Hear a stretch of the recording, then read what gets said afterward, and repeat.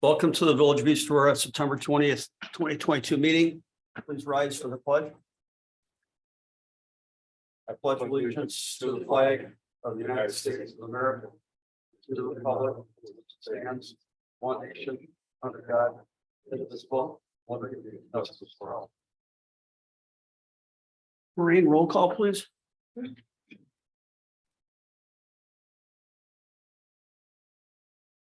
Trustee Lizikas, Trustee Cameron, Trustee Vijay. Here. Trustee Flynn. Here. Trustee Kimmelhart. Here. Trustee Shear, Here. Mayor Mercurio. 4 present, 3 absent. Thank you. May I have a motion to approve the minutes of the village board meeting for September 6th, 2022? So much. Moved by Marcia, I'll second. second by Molly. Further discussion? All in favor? Aye. Aye, approved. May I have a motion for approval of payment of abstract for 9/20/22 for voucher numbers 62654 to 62711 for a total of $71,817.28. So moved. Moved by Grace, Second. second by Marcia. Further discussion? All in favor? Aye. Aye. Motion approved.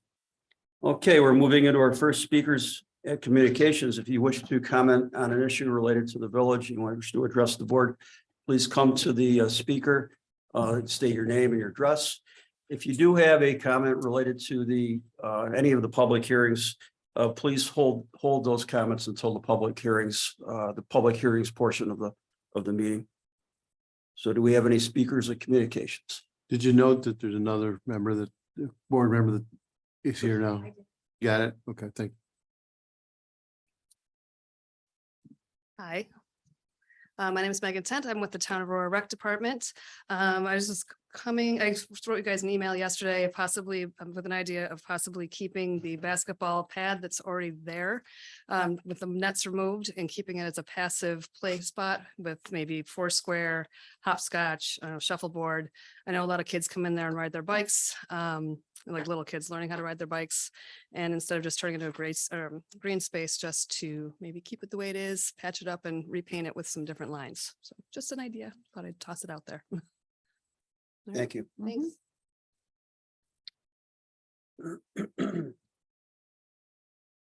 Good evening, board.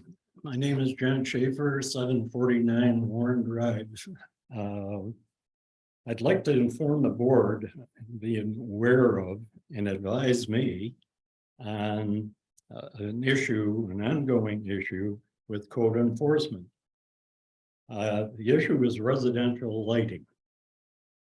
Specifically, 2 high-intensity LED lamps that shine in my bedroom window and over a 6-foot fence into my gazebo.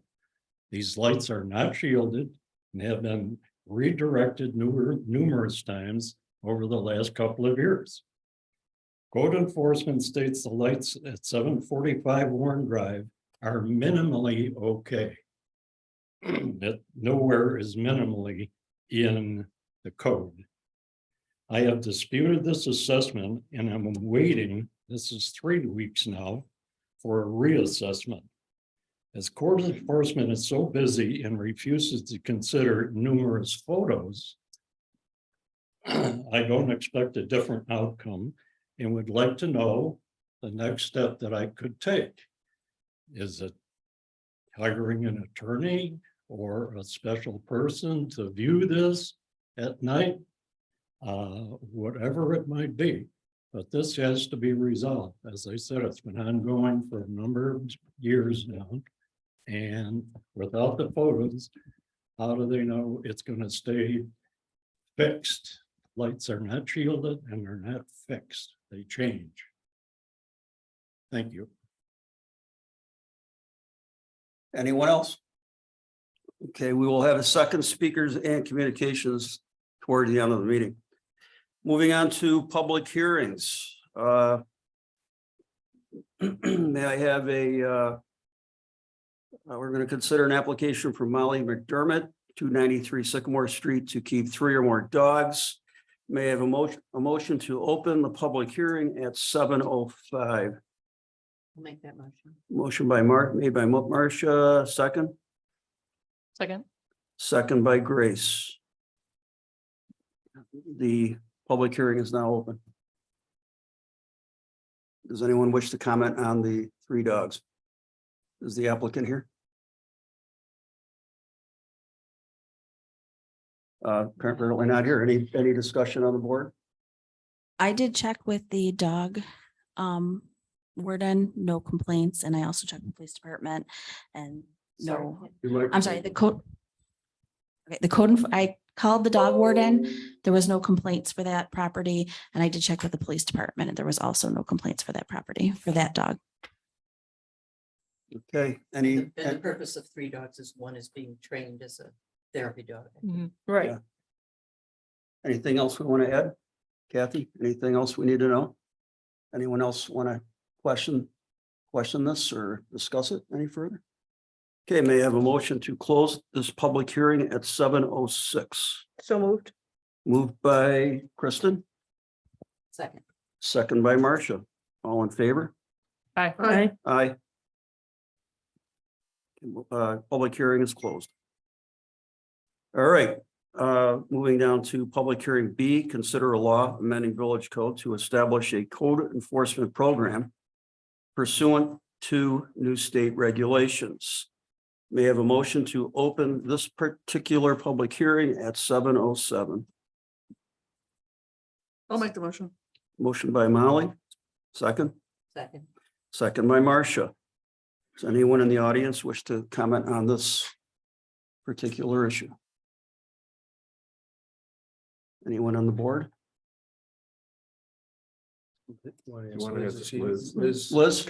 So I just wanted to clarify, this is replacing Article 1 of Chapter 108 of the Village Code, which is the current building and construction side of things. This just details all of the work that we do in our office.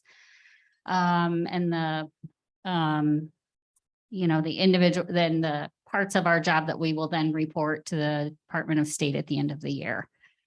So these are things that we're already doing. It's just, it's been expanded greatly since the last time the village updated their code. And so this is a requirement by the Department of State for all municipalities that have a code enforcement program. Definitely lengthy. Yes, lots of words. Anything else from the board? Any other comments or questions? Well, as a code enforcement officer, I mean, you're happy with everything that, that's in here and you're okay with it and. So this was, they sent out a model law and we've You adopted it amended it. then? Yep, we've amended it for the village. To your liking, Yeah, I mean. you're the yeah. expert, so I'm just asking you, I mean. Yeah, I mean, there's things in there that we don't currently do that we will be doing, but that is, it's part of the job. So, yeah. Okay. Okay, anything else? Okay, may I have a motion to close this public hearing at 7:08? So moved. Moved by Kristen, Second. second by Marcia. All in favor? Aye. Aye. Approved. C, consider a local law amending Village Code Section 285-30.3, a prohibition of erecting a fence within a shared driveway. May I have a motion to open the meeting at 7:09? So moved. Moved by Grace, Second. second by Kristen. All in favor? Aye. Aye. Okay, so we now have this open. Liz, do you want to talk about this? Or Kathy? With team tag here, tag team here. So Liz actually had been dealing with this one property owner who had a concern that there is no prohibition currently in our code. If you have a shared driveway, that the person with whom you share the driveway could go get a permit to put the fence in under the certain parameters. A fence on a property line is 4 foot high, can go on a property line, something. The height is dependent on. Right. But in any event, there's no prohibition currently in our code. And the resident had gotten a hold of, I think it was out to all of those board members at one point and said, probably would make sense that maybe you would have something in your code that would say that it's not a great idea and it is not allowed to erect a fence within a shared driveway. So that is the precise proposal, adding to our code that is not permitted. So where previously currently it is, if you adopt this, it will not be. And certainly if two neighbors or even one neighbor still would like to do this for whatever purpose, they always would have the ability to get relief from the zoning board of appeals. So, but it does seem to make sense that you wouldn't necessarily put a fence within a driveway that you share with your neighbor. Okay, does anyone from the public wish to comment on this? Come on up and please give us your name and address. Hi, my name is Eileen LaRoche. I'm at 75 North Willow Street. And I've given this considerable amount of thought, and there's some extenuating circumstances on where our house is in the village that I think will paint a good picture on why this is important and necessary. First of all, is in an emergency. If there's an emergency, the members of the household or the residence itself will be compromised because an emergency vehicle will not be able to reach the backyard or the back doors of the house. A fence would just be a simple encumbrance, a deterrent to the use and enjoyment of the property, make accessing the garage difficult, which would be snow blowers, garbage cans, recycle bins, everything that's necessary to keep your property nice. And it would make snow removal very difficult. Our driveway would end up being 9.5 feet wide. So to have a snow plow would be unnaturally difficult. If there is a handicapped person within the home, having a vehicle that's handicap accessible would not be permitted in this fenced driveway. If a fence narrows a driveway to the point that you cannot exit your vehicle on your right or left, you would have to pass the length of the house, and residents would have to eliminate green space in their backyard, green space and or tree, to put a pad to turn around to pull back out down the driveway, or they would have to have a pad in the front yard, which then again would eliminate green space or trees in the front yard to make ample parking for their vehicles. There would be need for year-round street parking, overnight street parking in the village. And then of course, this would be problematic for village vehicles, garbage, snow removal, and the street sweeper. If all cars could fit in the driveway, there may not be room for a snow blower to pass the cars if there's an excessive amount of snow, and therefore the snow blower would have to be left in the front yard to clear the apron. And with a double driveway, you get an excessive amount of snow from the snow plow. So that would be necessary, or a structure would have to be put up in the front yard to house the snow blower that now has to be left in the front yard. The most important issue, though, is regarding pedestrian safety, young children and young bicycles using the village sidewalks. A fence would be a visual obstruction for drivers backing out of their driveway. And especially if you have a low sporty type car, even if it's a 4-foot fence and you're in a low car, you won't be able to clearly see over the fence. My house is located 2 blocks from Parkdale Elementary, 4 blocks from the middle school, and we're 1 block off of Main Street. So our neighborhood is very pedestrian heavy, and not only by the residents that live there, but all of the kids coming and going from the school. And several children walking, biking, riding scooters that would use our street. I would fear that the obstruction of a fence with the additional obstruction of the vehicles that no longer fit in the driveway being on the road would just compound the problem that of not only the fence. And the shared driveways are ubiquitous in this village. I thought it would be difficult to find shared driveways. So I was planning on doing a Google search, a map search, and finding the driveways. All you have to do is drive down any street in the village. They are ubiquitous. They are everywhere. And I don't know if you received the document, but I obtained approximately 42 signatures of residents with shared driveways who are in favor of the code change that no fence be put down the center of a shared driveway. But ultimately, the amendment would protect each homeowner in the event that there is a change in ownership without a record in place, a recorded agreement in place. And there would always be the relief code that they spoke of if offense is desired. But I think that the biggest thing is children. Oh, the other unique part about our street is we also have an exit for the nursing home.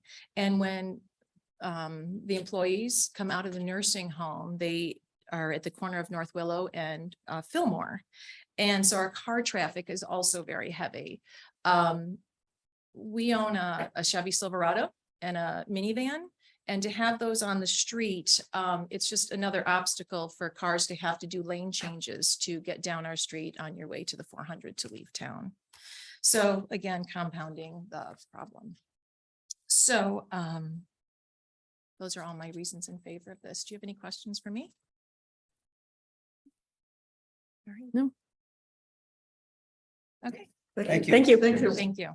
Is there anyone else in the audience wishes to speak on this matter? Mr. Thompson? Anything that you knew I couldn't resist, right?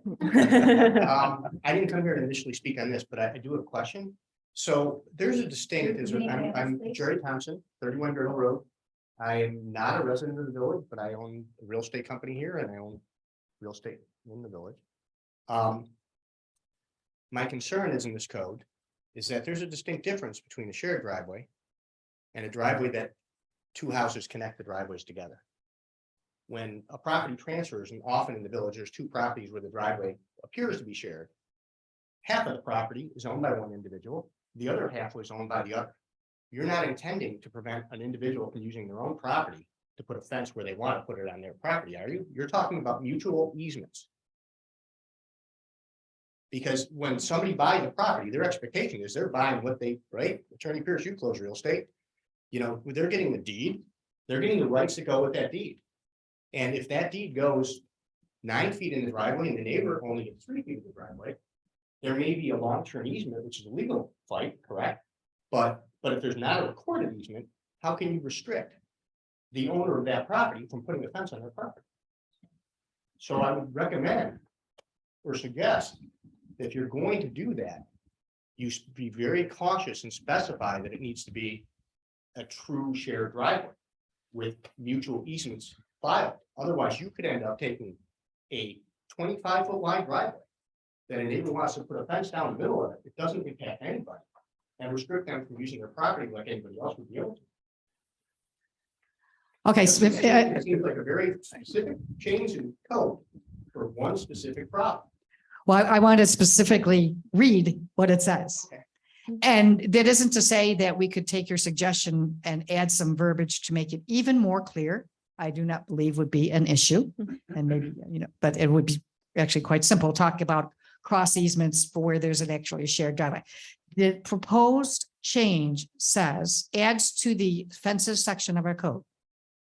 In any district, no fence shall be permitted to be located in a driveway that is shared, uses that specific term, between two properties. Now, again, if we expand what is meant by shared, we could certainly do that. That's my only concern is that you end up in a circumstance where somebody comes back later and says, I bought 18 feet in this driveway, the neighbor owns 6 of it, and then there's an argument because they can't put a fence there because you've eliminated their ability. Right? So, thanks. Thank you. Anyone else wish to speak? Hi, I'm Joanne Skelly Gearhart, 48 South Willow. I have a shared driveway. When we moved in 40 years ago, there was one driveway with access to 2 different garages. We lived that way for 9 years and it was not easy, but we managed to make it work. 9 years ago, another couple bought the house and we mutually agreed to pave the area that was shared. They took their part of the driveway up to the edge of their house.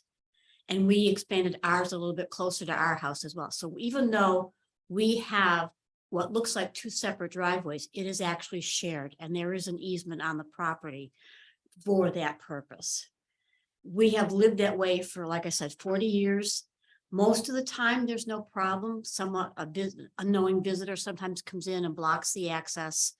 That's usually easily dealt with.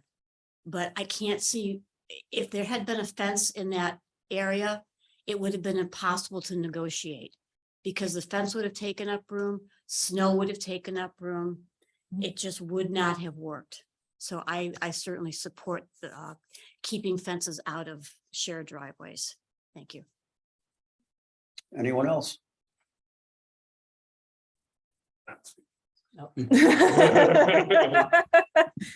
Got excited for a second.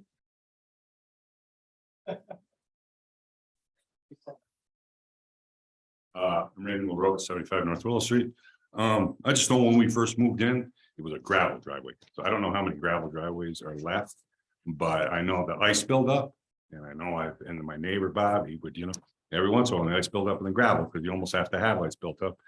Backing out, you're sliding, I touched off on my house once, and I know it's just kind of, just some damage, or if you touch off on, so it is precarious if there's a gravel driveway, which there still may be, so. I just know that it's, thanks. Anyone else?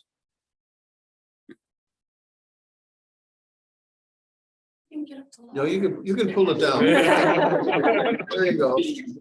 I'm Yvette Jaworski. I live at 144 Sycamore Street, and we have a really shared driveway. It is 1 car wide, but the neighbors we own like maybe 5 inches of it.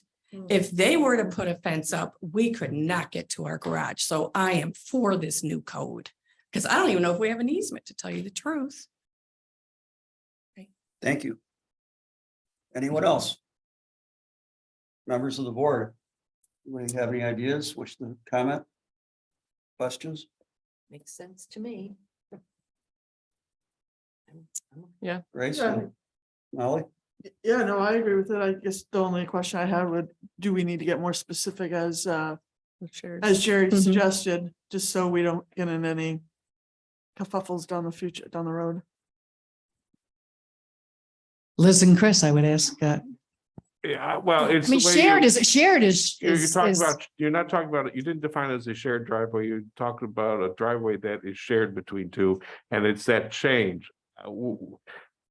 With all due respect, I don't fully agree with the other interpretation in terms of how that would come out, because 1, you can go to the ZBA, and 2, you don't allow fences and have regulations about fences and all sorts of things all over the place, all over the village, just like every other municipality does, where you do restrict how people can use their own property.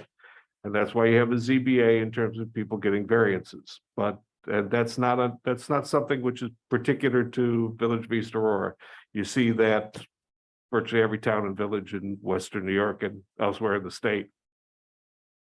I know I said we could do something else, but I don't know how else you would interpret this, because it's pretty plain language, not going back to the legalese, I guess.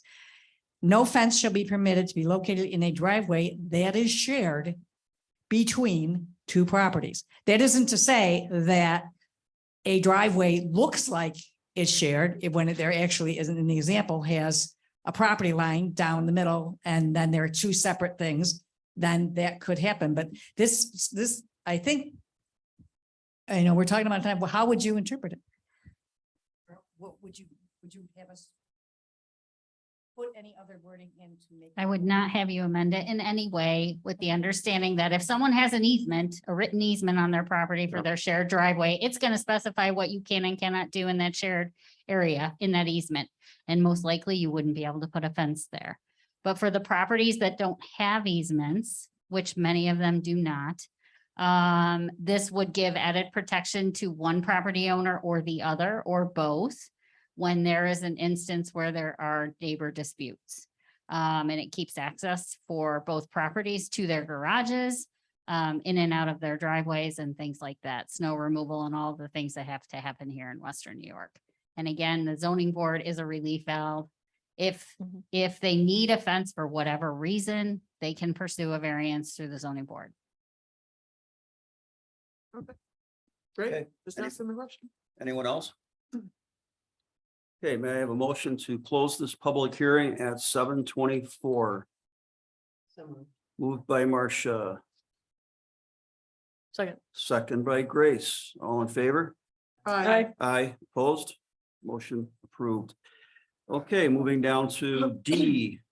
Consider a local law amending Village Code Section 285-52.2 A.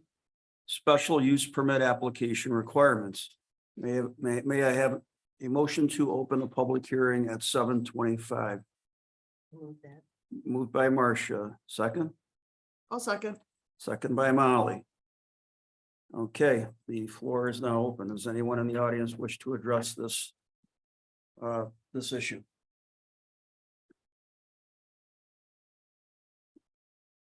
Hi, everybody. Hi.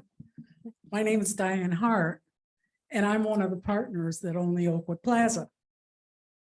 I speak on behalf of the partners in opposition to the elimination of Article 285.52. We have diverse businesses in the plaza and consider our current tenants respectful and complying with their leases. Eliminating this code would not only be unfair to the tenants who are in close proximity to each other, and it would cause confusion between the landlords, renters, and the village. The tenant cannot bypass the property owner and ignore the terms of the lease. The village board states in the meeting minutes of August 15th that the board agreed it be the business owner who signs the application, not the building owner. Sounds like the board has made up its mind. Our message to the board is to follow the laws currently written and not change our rights as business owners. Thank you. We have not made up our minds. We remain open-minded. Well, you ought to rewrite the minutes. Why we're here. Okay, anyone else wish to comment on the public hearing? Hi, my name is Chris Zagazak. I'm not a village resident, but I own the Cone King East ice cream store. I recognize a lot of faces. Thank you. It's a little plug, but I own the building that the ice cream store is in. I have 3 tenants. I'm not really understanding this whole change to this law.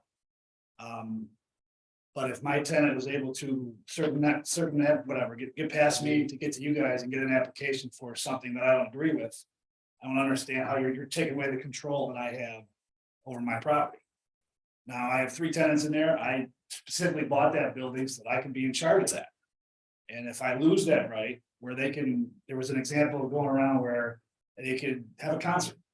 And just all of a sudden I show up one day, it's a beautiful 82-degree day, and I'm gonna make a lot of money. And now my parking lot is full. I mean, that leaves me as, that impacts me negatively in that regard. So I am completely against this. Thank you. Anyone else?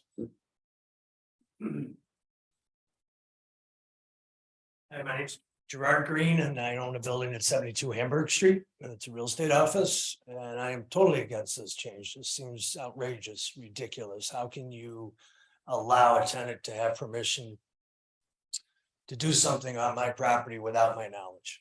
It's pretty simple. So I'm totally against it.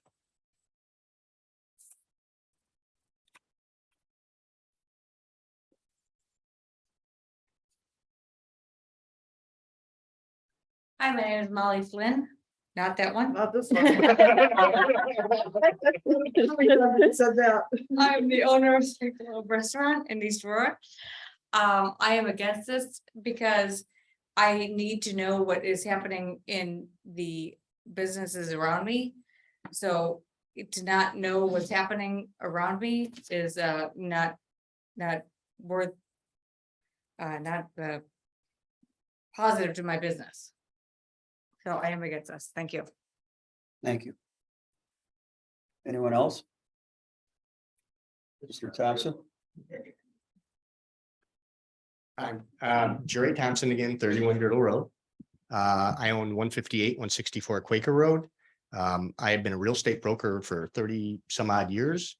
And I've been involved in, from the days of Aurora Ventures to today, probably 50% of the buildings on Main Street I've either represented somebody in the purchase acquisition, managed the property, or done leasing in the property before.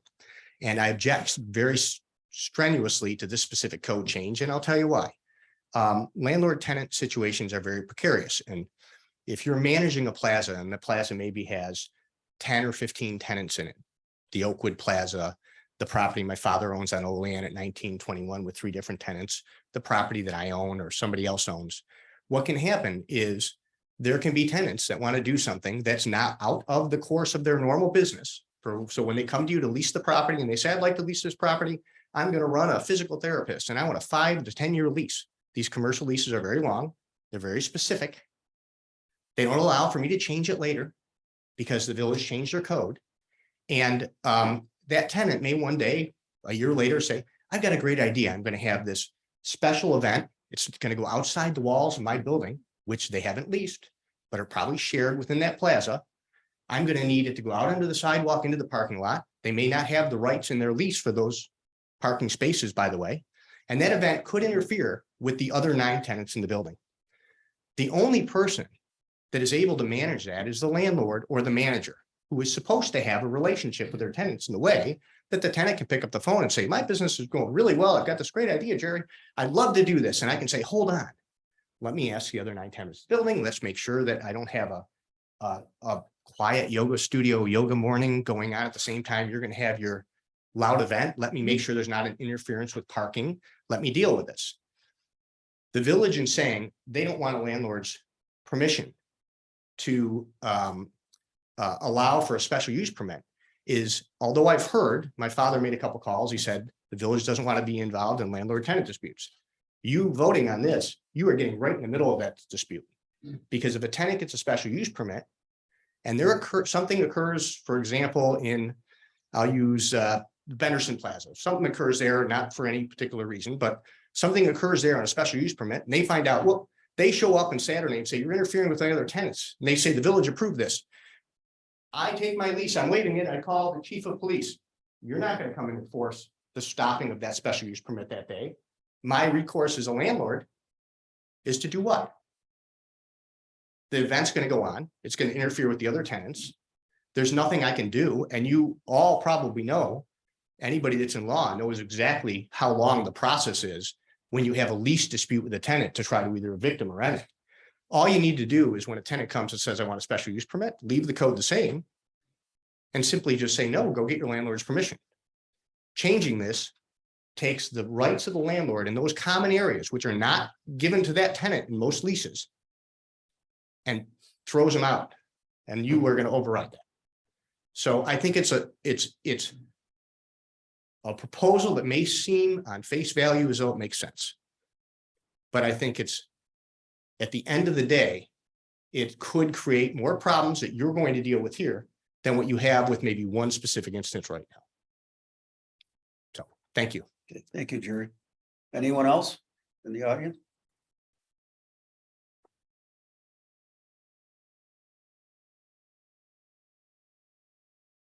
I didn't expect to speak today. My name is George Janowski. I do have 2 pieces of property on Main Street.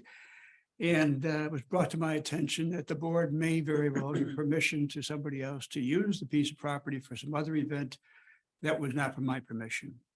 My question is, I don't know if it's been brought up before, but if you do give special permission for somebody to use it without my permission, I hope you also have the insurance in case anything does happen to the people that do use it, that you gave special permission to.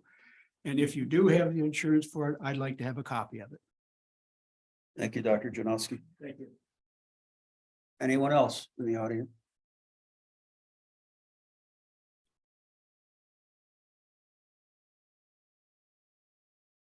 I'm Suzanne Sprague. I own the property at 706 Main, the music store, Limelight Music. I have a huge problem with this for several reasons. The liability. I have people right now, because we back up to the brewery, the back of my building, that I will walk out on any given day with a special use permit even, and there are people all over my yard, up and down the stairs, jumping off the loading dock. There's nothing I can do. That's bad enough. But if we give free rein to whoever tenants to basically break the rules, if they don't have insurance, it all lies on me if somebody gets hurt. That's my huge problem with it. Is I'm going to get my pantsuit off if somebody gets hurt on my property when I didn't want anything to do with a special use that somebody else had control over other than me. I pay my taxes. It's got to stop somewhere where I have the control to say what's done with my property. Plus, you have a lot of common areas, one being the alley behind me. I don't know if this has anything to do with it, but you have problems with a fire lane. And a lot of tenants have no idea about that. You give them the power to do this, they're blocking fire lanes, they're out on the sidewalk, they're in the main street. It's a huge, huge problem in so many ways. And so I disagree with it. Thank you. Anyone else?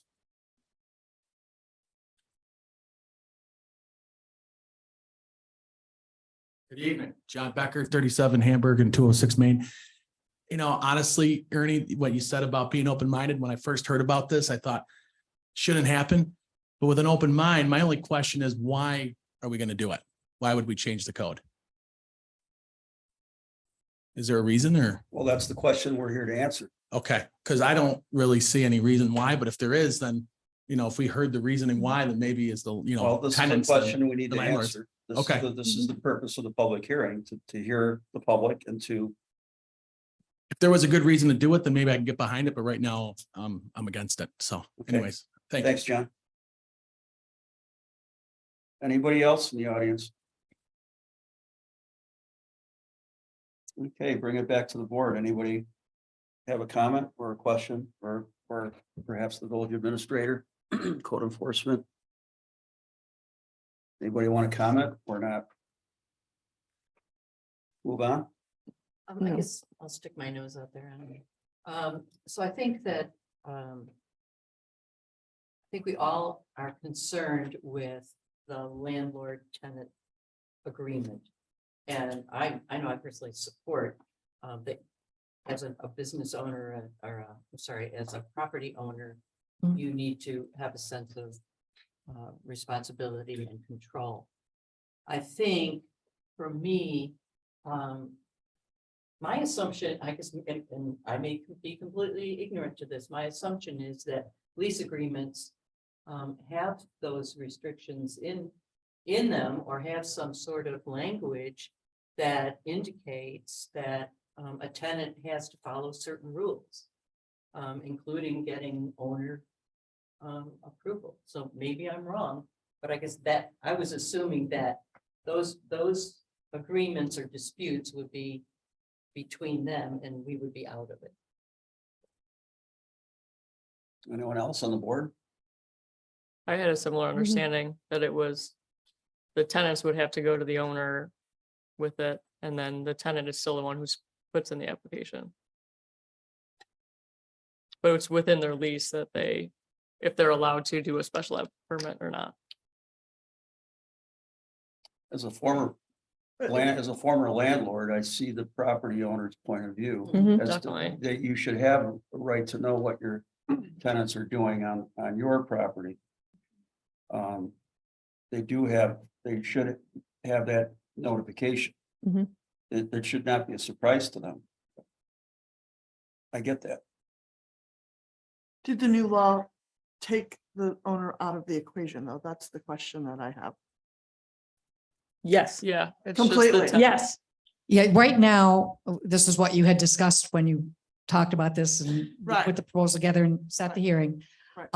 The term owner of record Right. is in the code as far as when an application is made for a special use permit, that it does include that the owner of record is in that thing. Now, the one thing that the attorney pointed out when you were discussing this also before was that while many people do understand an owner of record might refer to the property owner, it could potentially refer to the business owner, the owner. So that right there, even if you decide not to change your code and not to eliminate that phrase, perhaps you would even want to be more specific as far as that goes, instead of using a term like owner of record. Did you want to weigh in on that, Chris? Yeah, because I was the one who defined it. It had been interpreted differently over the years, and that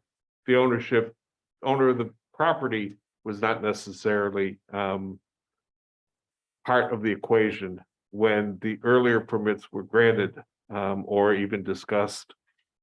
And from a legal sense, owner of record from for lawyers means something relatively specific. It's the owner of the property. And that's where the definition issue came in, and there was a request at that time to say, look, at our practice has been A. Let's consider the change in the local law to what our practice has generally been, which is what started this entire discussion. Right. But owner of record from a legal standpoint means property owner.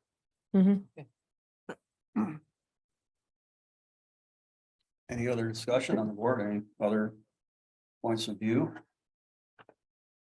Yeah, I think I was looking at what other towns in the area do, kind of trying to pull up some other forms. Having the property owner on the form does seem to be common, which doesn't mean that we have to, but it's more common than I expected after that discussion. And it's funny, I didn't talk to Jerry or his father, but I came around to that same kind of point of view that we're trying to get out of it, but I feel like we're maybe throwing ourselves into it. Into that landlord-tenant relationship. Yeah, I think we owe it to the landlord-tenant relationship to the landlord, property owner. That Right. They have a right to know. And so do the other tenants that protect the other leaseholders, that this should be something that that doesn't make sense to not include the property owner. I like think Jerry's that- point for think- leases being 5, 10, however many years. It's not like Right. they're redoing them every year like an apartment. They don't have the opportunity to update their language to say, you have to run a special permit by me before you. Right, and I think, as we said, we're all sort of under the impression that that was something that's in those leases, because I'm not a landlord, I'm not a business owner, but, so we're thinking that, okay, well, we don't need to be duplicating these efforts, but if it's not duplication and this is the only gate, then yeah, I don't think we should be removing that. So you don't need to look any further than to the town of Aurora, where we are also located. The town does have a form that is a separate, like sworn affidavit, maybe even, that accompanies when a business owner that is not the property owner is making the application. And that form is completed by the property owner that says, I am aware that this business is applying for a special use permit, or that's what we would have it say. And I consent to this application for this tenant and business on this property that I am the owner of record, something to that effect. So that would be a very simple thing that we could adopt and say, all right, if you decide not to change the code and leave it as is, then we will be consistent with our process, certainly going forward, that we will have whomever wants to apply for a special use permit may apply. However, if that person is not the property owner where the special use permit is sought, and with all the details, then we would make sure that that required form then is completed and turned in with the application is something, and how we could enhance our process. Seems like Kind of like that. Yeah. That seems like a no-brainer. Yeah, so property owners are informed as part of the process. That makes more sense. Yeah, and then you're sure to get it. And, if 10 years from now, we're all different people and nobody remembers what Chris said about owner of record, then all that information is still there, because you've still got to do that second form. I kind of like that. But putting that owner of record definition Yeah. in the code. Well, I mean, I get that if that's a legal term of art, I mean, you shouldn't have to. Yeah. If you ask most attorneys, they'll tell you the same thing about what the owner of record means to them. And since you're talking, the only weird language you actually do have in there is developer, and I'm not sure why that's there, because it really doesn't have any place in there. Yeah, they're kind of done. Well, An amendment and just eliminate the word developer, because it doesn't really make a lot of sense. Well, I think you can also, look at it again. And Chris and I will look at the language and be consistent with what's been asked here. Yeah.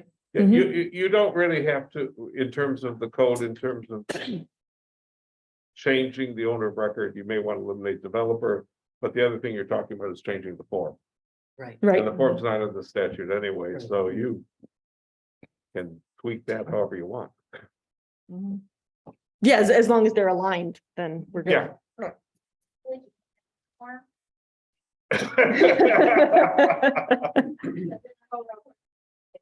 Well, it would help it to be consistent with the town as well. I think that just makes it all, Yeah, I think Yeah, it's less consistent. confusing. Yeah, let's not be confusing and overthink things and.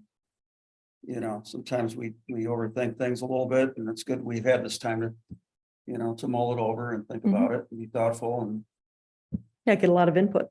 get the input here, hear the public's response and have them educate us. So, all right, anything else? All right, may I have a motion to close this public hearing at 7:45? So moved. Moved by Kristen, Second. second by Marcia. All in favor? Aye. Aye. Against, motion carried. Okay, we're moving into official considerations. A, approve an application from Molly McDermott, 293 Sycamore Street to keep 3 or more dogs. May I have a motion to approve this application? Oh, sorry. Oh, she is here. Okay.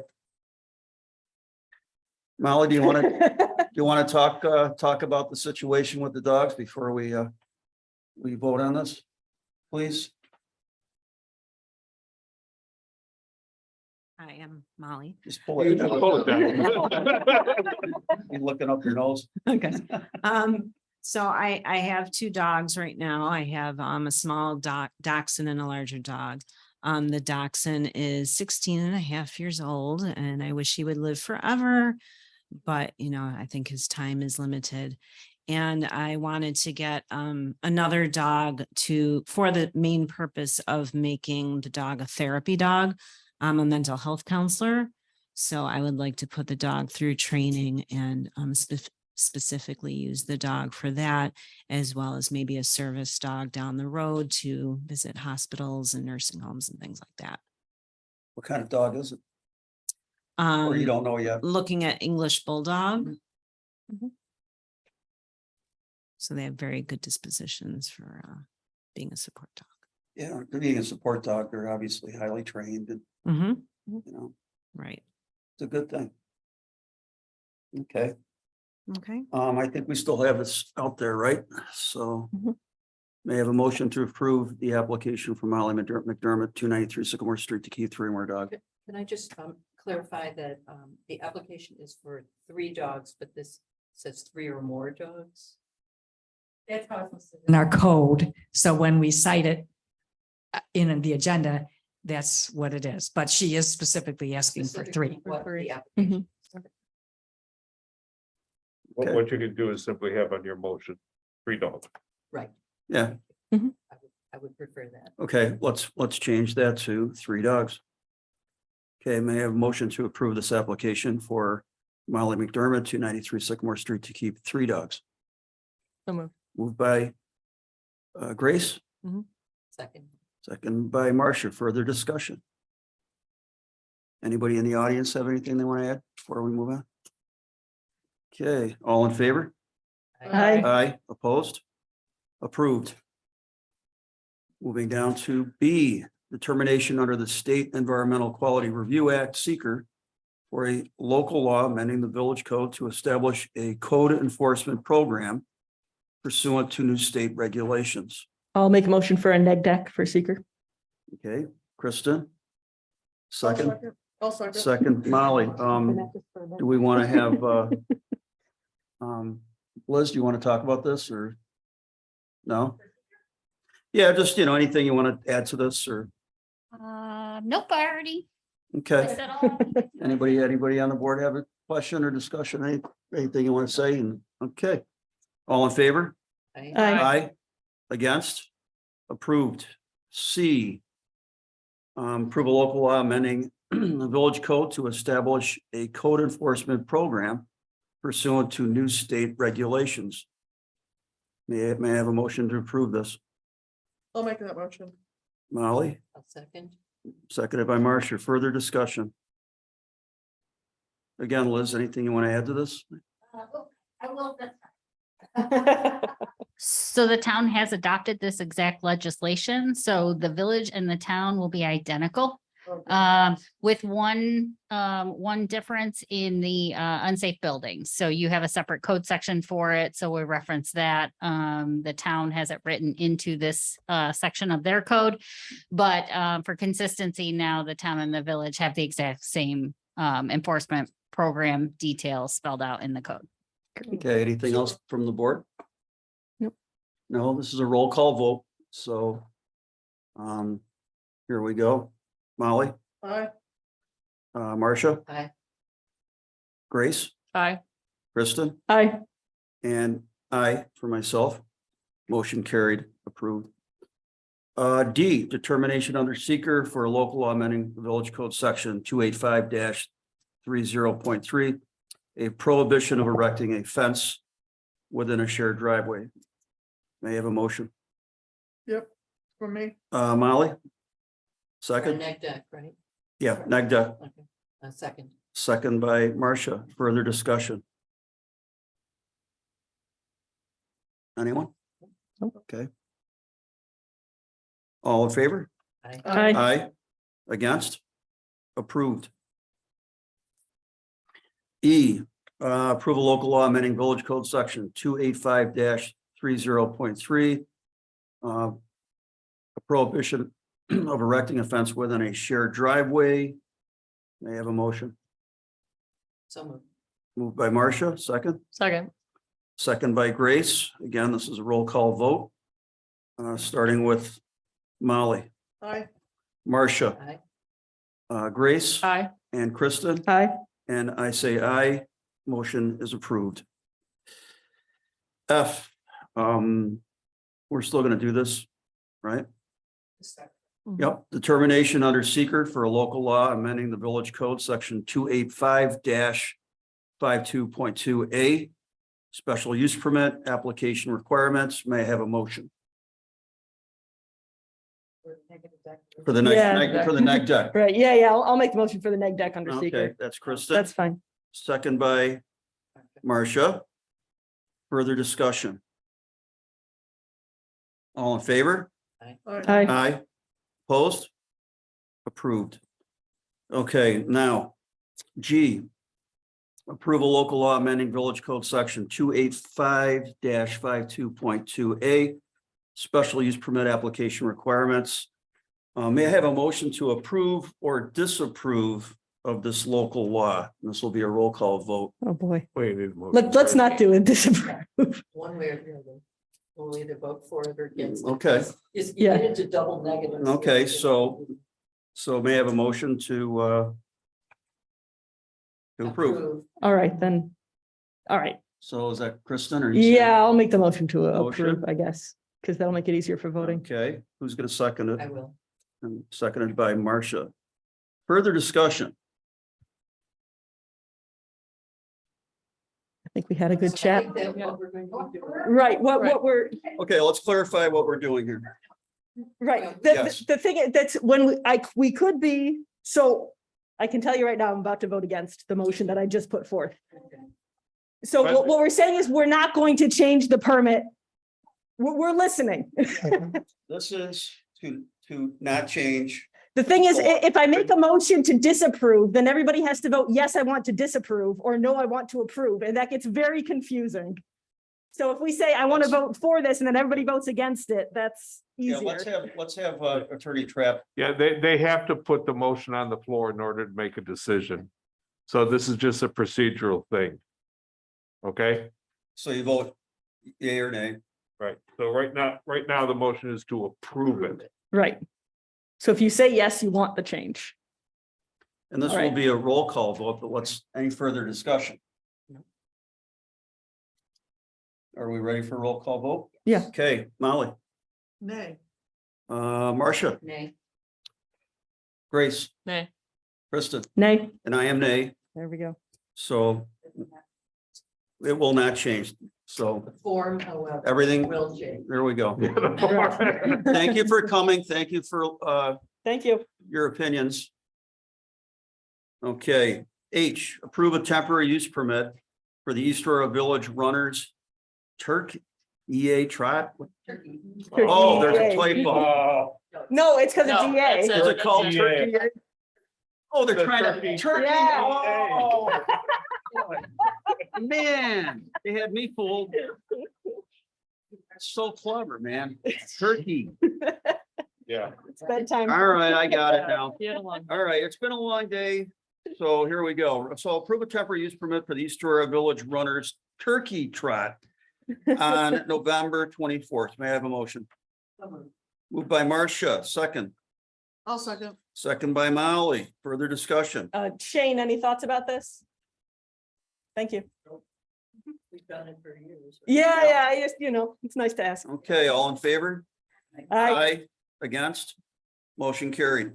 Aye, to schedule a public hearing on October 17th to consider projects the village proposes for the use of the Community Development Block Grant CDBG funding. So moved. Moved by Kristen, second. Second. Second by Grace. Further discussion. Just FYI, this is for our new board members too. We use this acronym a lot, so I did spell out CDBG. You'll hear that from now until doomsday. And it is a federal program of funding that comes down through the county. And we and all communities are eligible to some degree to get some of this funding. East Aurora normally is not eligible very much at all ever for this funding because it is a federal program that is meant to help people who are in need and of low income, of which we have. It's basically the way the federal government does it is they break it down by census blocks. And so we have so many census blocks within the village and the town, I believe, also as every place. And we have not one census block in our village that meets the criteria for being low income. So, I mean, good news, bad news, right? So, because it makes us not eligible for the funding. However, there are other things that can be funded. And for instance, we did request and did not receive, I'm sorry to say, but at least since I've been here, money 2 years in a row for the handicapped access ramps that were built on Oakwood. So while that was a great big, huge multi-million-dollar project, it was about $86,000 that we could have saved if we had received that funding, but we did not. We have in the past applied with the town to do some joint things for the senior center and some windows and improvements there. We haven't applied for anything lately, but Maureen gets credit for the idea of coming up with, and I know, well, there's nobody here to hear this, but you did heard loud and clear that everyone thinks that the bathrooms need to be fixed up at Hammond Park. That's not really in dispute. And Matt has already said his crews are pretty well already committed that they might get this done over the winter, but we actually might have them hold off because Maureen thought that that would be a very good project that would be potential for CDBG funding because it is for handicapped access. And that is something that regardless of income, we could get funding for. I did speak to the program director, Paul DiOrlando, down at the county. And he definitely said that we could not do it for anything new construction. So the idea that we're going to put maybe some nice bathrooms on the end of that one building there near the playground and the basketball court and all that, no go for CDBG. But since we're already going to do, but we could hold off to see if we get help with the funding, which every little bit helps, right? That for the bathrooms right next to the Little Loop field, that we are going to rehabilitate and make accessible, handicapped accessible, we could definitely apply for funding for that. So Maureen is our grants guru person. So she's going to be looking into putting that. I think that's due at the end of October. And then there's one other thing that every year is a standard thing that we put in, and we will next time too. We put a line in there for rural transit funding because they do busing for all over the county, and many East Aurora residents can go on the rural transit too. So that'll be a secondary thing. But really the thing that would be very interesting and useful, and certainly if we applied and received funding to help pay for handicapped access, rehabilitating the bathrooms in Hammond Park, that would be great. Did you want to say something about it? I mean, yeah, if we can get it and we apply, it's great. The thing I guess I need you to think about by the time we do the public hearing is if you guys want it done faster than the grant, then, we're paying for it and we do it faster than the grant. If you guys want to wait for the grant, then we could apply for the grant. I'm not going to apply for the grant and then say, oh, but we don't want to wait because we can't do that. So You can't, if you're getting the funding and then you get funded, you can't have already started your project. That's a definite also. You know, the timeline. I think January, February timeframe. it won't be till next year. So we wouldn't be able to do it over the winter. I don't know the exact date, and sometimes they move it a little bit. So I can look to see historically when they've awarded. And again, this one's hard. Like I can't even tell you what our success rate really is going to be on it, because it's a group of mayors that go and see the projects, and they can come through a neighborhood and say, oh, wow, this neighborhood really looks like they need it. They could come in and see the bathrooms and say, oh, wow, these are horrible. Yeah, you need to do it. Or they could say, well, these aren't as bad as mine. You know what I mean? Like, that's the thing. I mean, for me, I think it's a great idea. Yeah. But I do worry, because I think, as far as, Matt and the crew, I mean, the ideal time to do it would be in the dead of winter. Yeah. And by the time this was awarded, we could be into. It would be late winter, early spring. Yeah, would be- Yeah. What's the cost? Matt Matt? is working on that. He doesn't have the answer yet. And all low flow automatic response. So the public hearing's a month from now, so hopefully we would have those answers, but I guess I brought up what I brought up just because that's really what I need you guys to think about. Because we just don't want to go through the process of applying if we're like, no, we really want to get this done over the winter, because again, we held off on the park before to do a grant. We didn't get it because again, they said we really didn't meet that need requirement. So, I think you that know, bathroom could need we is get it? pretty We could also not.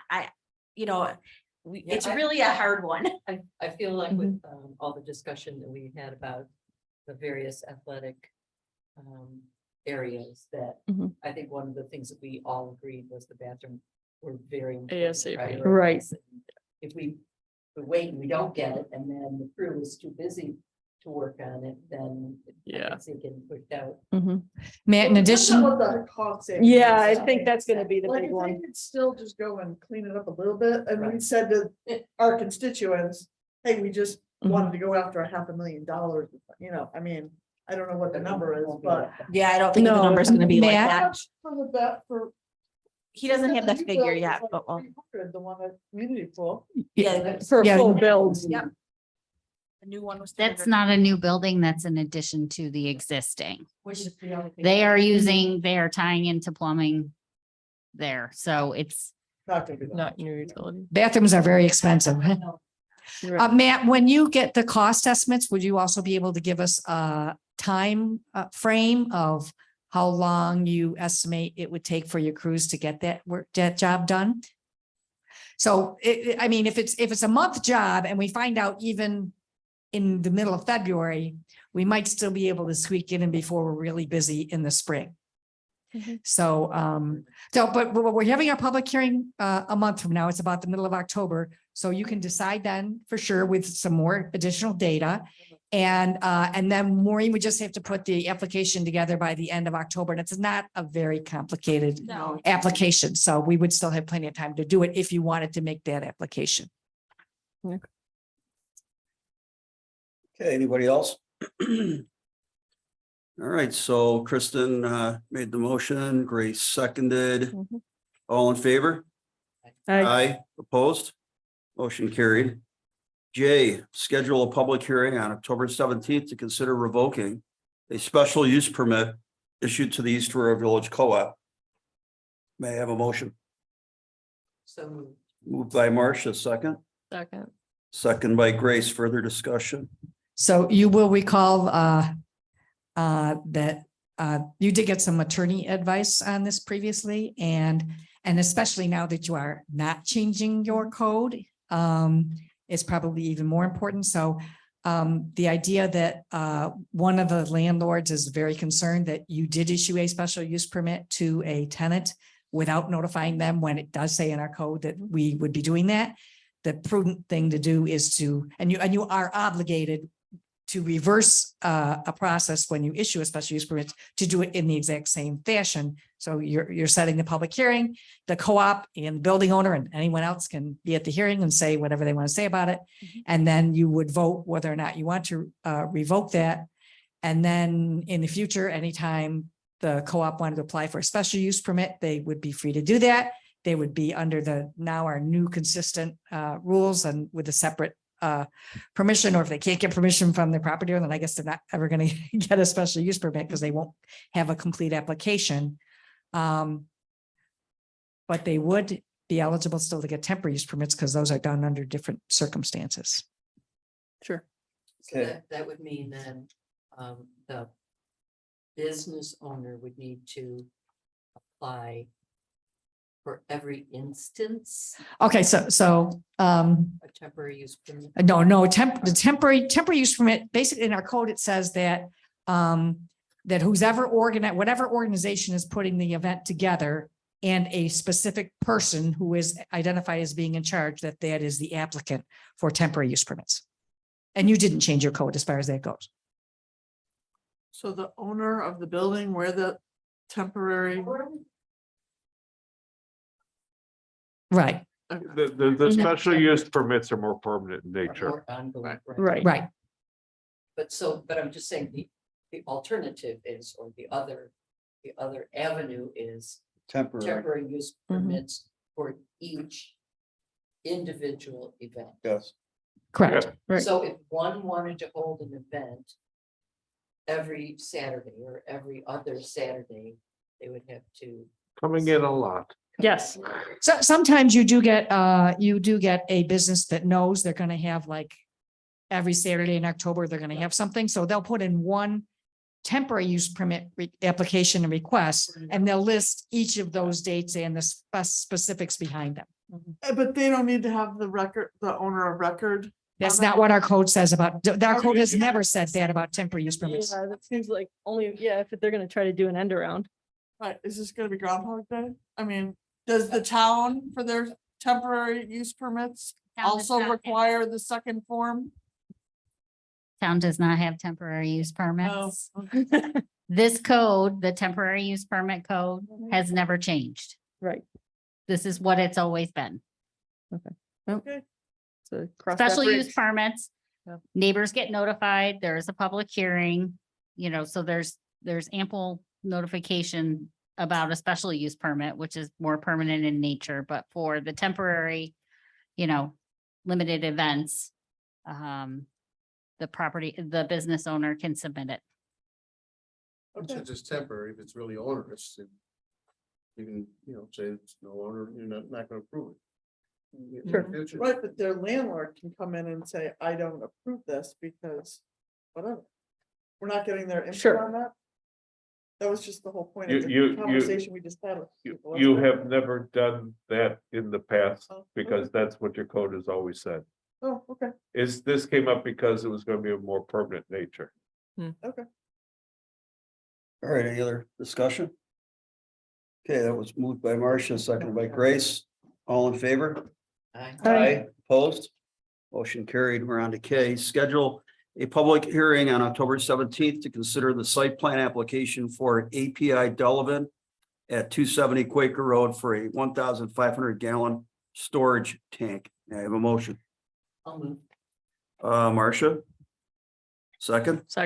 Second. By Grace. Further discussion? I know it's gone before planning and they recommend. Recommended for approval and no findings or recommendations, correct, Jessica, is what we had the discussion about? Jessica's at all those meetings, so. Okay, anything else? Okay, all in favor? Aye. Opposed? Motion carried. We're gonna skip L. We will not be setting this public hearing tonight. We will deal with this at a later date. Mr. Deputy Mayor, Yes, may I yes, interject here? yes, please. So this isn't ready for prime time, so we're not doing it just as you just stated. However, we do have an early draft, but it definitely is not what all of our board members are looking for at the moment. So my suggestion is that we take that draft and all other ideas that all of the board members have as far as what they would like to see, and we have a work session, schedule a work session where we can hammer out exactly what the entire board gets to be a consensus for what they want these regulations to be. And then that would be what would be subject to a hearing in the future. Okay. So I think I sent a note out to everybody earlier today about this, and I said, you could hold it on any day you want, any later afternoon, early evening for board members that have regular day jobs. Or if you didn't want to be out a whole other night, if you wanted to meet at 5 or 5:30 before your next board meeting 2 weeks from last night, that's another option. It's up to all of you what your schedules are like and how you would like to manage that. And we can schedule that amongst ourselves, or do we schedule that now? Schedule it Now, and then the media will be aware. The public. Right. And of course, it will be a work session. It is another public meeting. However, that will be a discussion that you have with the staff and the attorneys and among yourselves. And the public is invited to attend, welcome to attend, but they do not participate nor provide any input, no one from the public.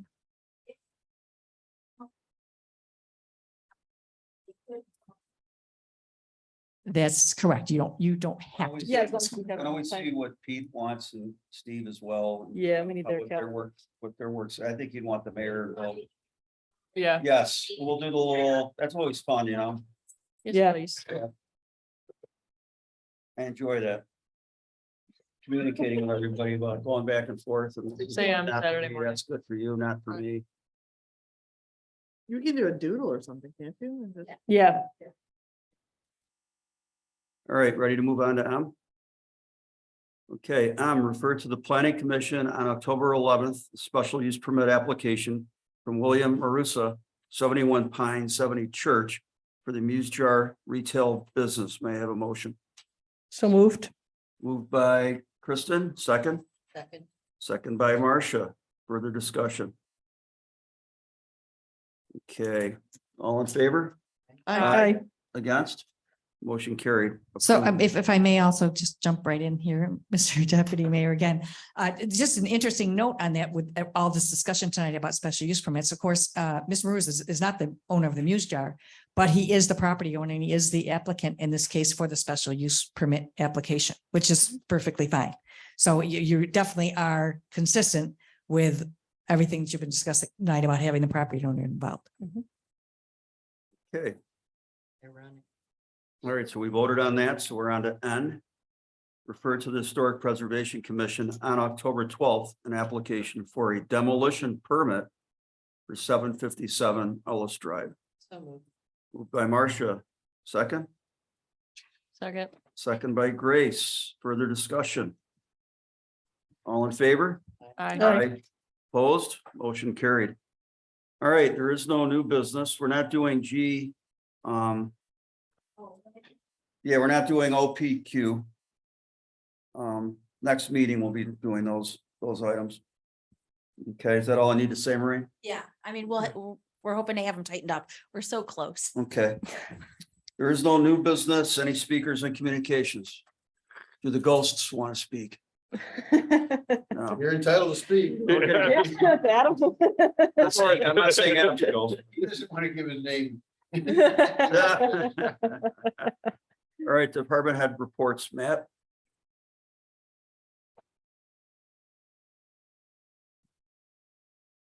We have this past week excavated for the new basketball court down at Hamlin Park and the handicap walkway to the basketball court and the new tennis courts. And we are waiting for leaf collection to start. Well.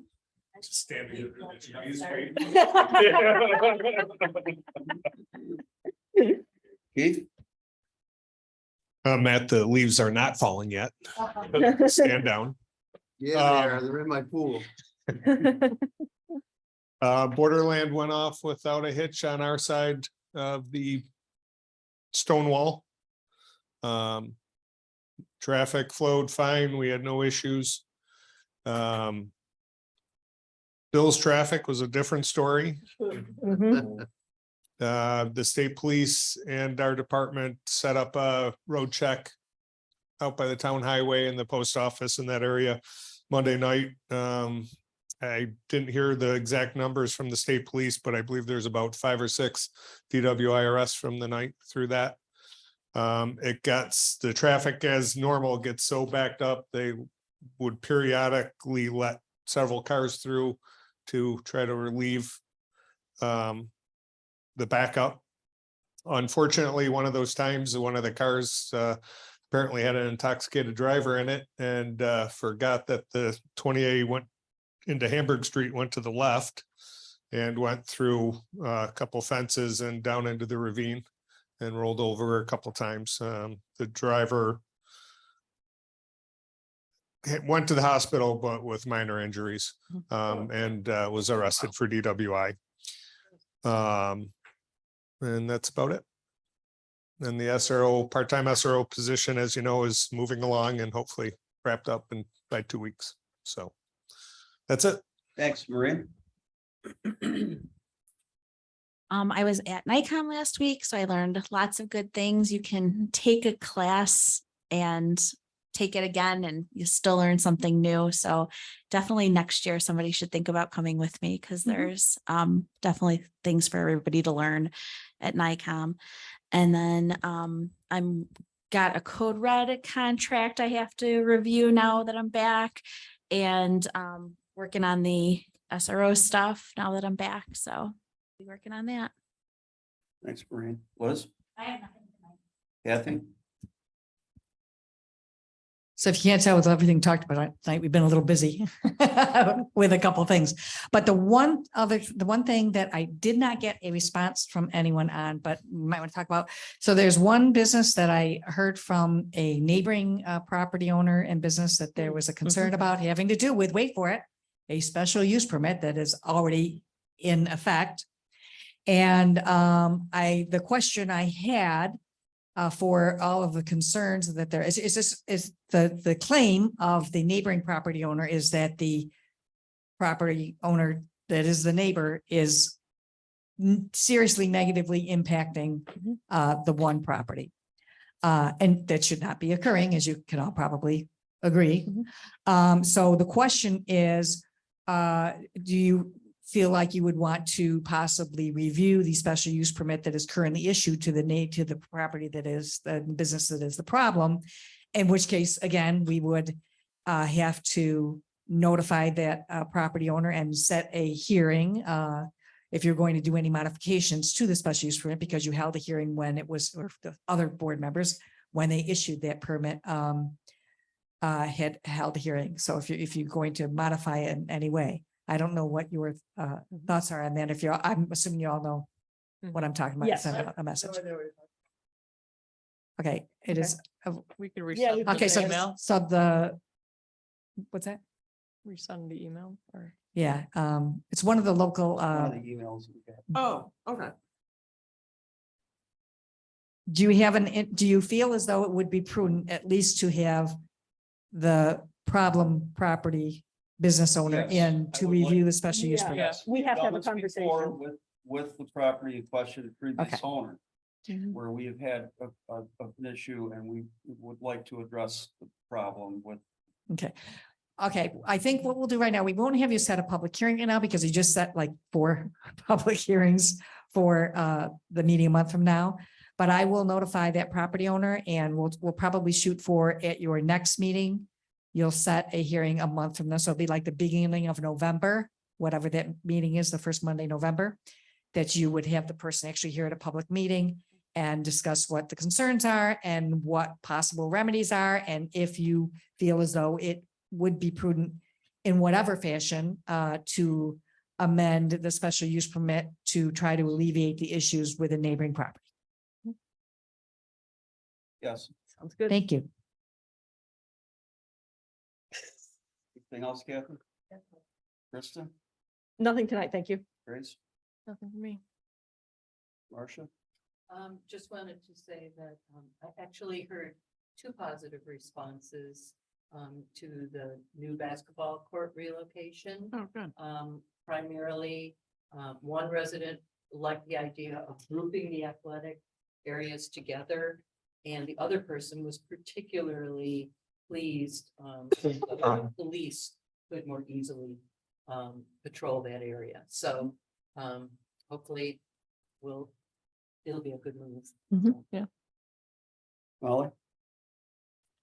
No, I'm fine, thank you. Yeah, I heard some positives too about the basketball court. You know, the reorientation, the fact that it'll be a nice new court. And the same thing with the police being able to monitor that situation. And then someone else had mentioned the fact that, you know, having that other area, maybe go back to green space and trees, you know, they like that.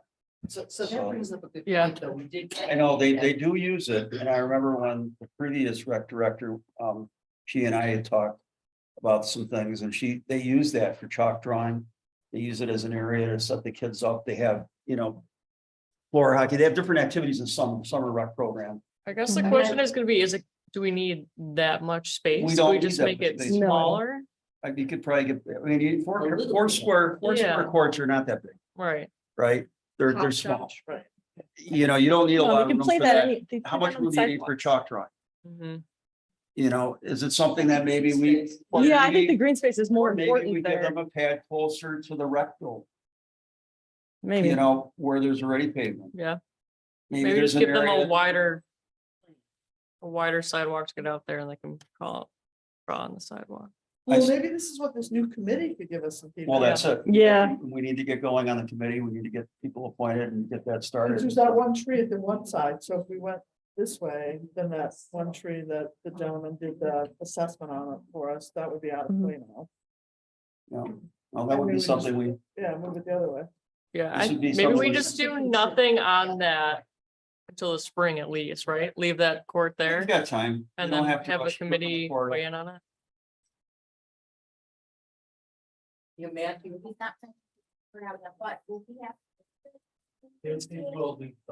Yeah. Mhm. We're gonna have to budget money to take it out, aren't we? So there's gonna, If we took out half of it. but if we took out half of it. Yeah. They do, Floor hockey. floor Mm-hmm. So she could do 4 out of the 5 things on a smaller one. Right, that's, can't they do? Yeah.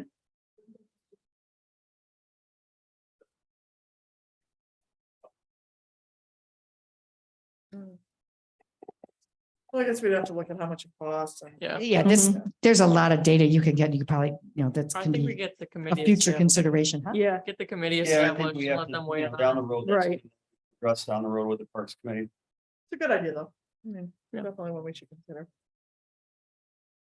I'm all for green space. Yeah, that's same. I don't wanna. All right, well, I have nothing else to share, so may I have a motion to adjourn? Moved by Marcia, second by Kristen. All in favor? Aye. Opposed? Approved. Have a good night, and I'm going to bed. Executive session. Uh,